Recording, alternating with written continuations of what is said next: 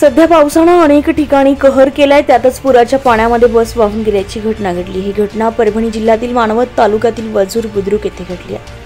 मानवत तालुक्यातील वजूर बुद्रुक येथे आज पहाटे 4च्या सुमारास ही घटना घडली आहे। वजूर गावामध्ये पाथरी आगाराची बस मुक्कामी होती। या बसमध्ये चालक सुदाम दहे आणि वाहक शिवाजी देशमुख झोपलेले होते।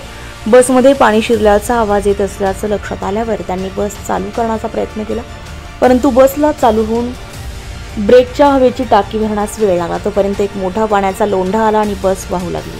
प्रसंगावधान राखून चालक आणि वाहक यांनी बसमधून काढता पाय घेतला आणि जीव वाचवला। ते बसमधून बाहेर पडले आणि बस 100 मीटरपेक्षा पाण्यामध्ये वाहून गेल्याची घटना घडली। महाराष्ट्र न्यूजसाठी विलास पाटील, मानवत, परभणी।